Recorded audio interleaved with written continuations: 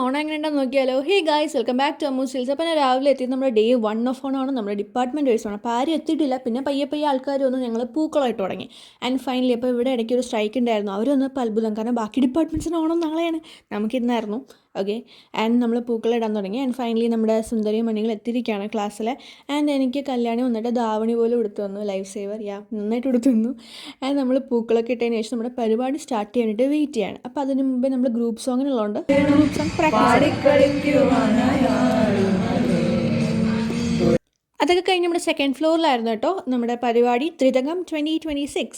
And നമ്മുടെ സീനിയേഴ്സൊക്കെ 10 മണിക്ക് തുടങ്ങേണ്ട പരിപാടി 12 മണിയായി. നമ്മുടെ മാവേലി സർപ്രൈസ് ആയിട്ട് വന്ന ദിവസമായിരുന്നു. അതിനുശേഷം നമ്മുടെ പാട്ടുകൂടി പരിപാടി തുടങ്ങി.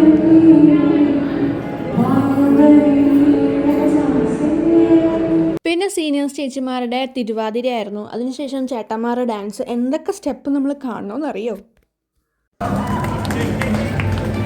നല്ല വെറൈറ്റി ഡാൻസാണ്.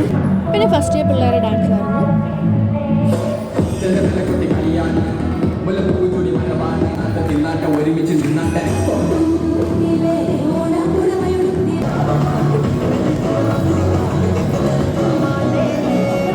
പിന്നെ ആയിരുന്നു നമ്മുടെ ഹൈലൈറ്റ് ഐറ്റം, നമ്മുടെ സാറിൻ്റെ ടീച്ചറിൻ്റെ റാമ്പ് വാക്ക്. അങ്ങനെ ചേച്ചി ചേട്ടന്മാരുടെ റാമ്പ് വാക്കൊക്കെ ഉണ്ടായിരുന്നു. അത് കഴിഞ്ഞിട്ട് ചേച്ചിമാരുടെ ഡാൻസ്, പിന്നെയും ചേട്ടന്മാരുടെ ഡാൻസ്, പിന്നെ പ്രിയ ടീച്ചറിൻ്റെ ഒരു ഡാൻസ്. അടുത്ത നമ്മുടെ ഹൈലൈറ്റ് സദ്യ പരിപാടികൾ തുടങ്ങിയിരിക്കുന്നു. അങ്ങനെ അച്ചാറുകൾ വിളമ്പി, അങ്ങനെ ഫുൾ സദ്യ വിളമ്പി സെറ്റായിരിക്കും.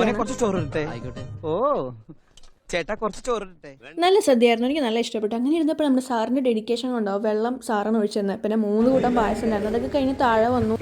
പിന്നെ ഒരു ബുക്ക് സ്റ്റോൾ ഉണ്ട്. അങ്ങനെ അവിടെയൊക്കെ പോയിട്ട് തിരിച്ചു വന്നു.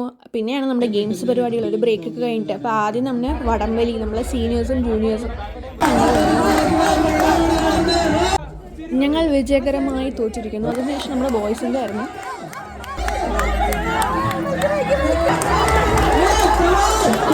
ജയം തോൽവിയിലുള്ള കാര്യം നമ്മൾ പാർട്ടിസിപ്പേറ്റ് ചെയ്യണം. പിന്നെ ഉറിഡിൻ്റെ ആയിരുന്നു ഓണം കൺവീനർ ചേട്ടൻ്റെ പ്രസംഗം. അതൊക്കെ കഴിഞ്ഞ് നോക്കിയപ്പോൾ ആ മുറ്റത്തൊരു മൈന കതിർമ ഇവൻസിട്ട് തുടങ്ങിയാണ്. അവളിത് സീറ്റിൽ എന്നെ തേടിയെത്തിയിരിക്കുകയാണ്. അപ്പോൾ കതിർമ എന്നെ കാണാൻ വേണ്ടി വന്നു കേട്ടോ. പിന്നെ കോളേജൊക്കെ കാണിച്ചു കൊടുത്തു. എൻ്റെ തിരിച്ചൊരു ചായയൊക്കെ മേടിച്ച് കൊടുത്തു.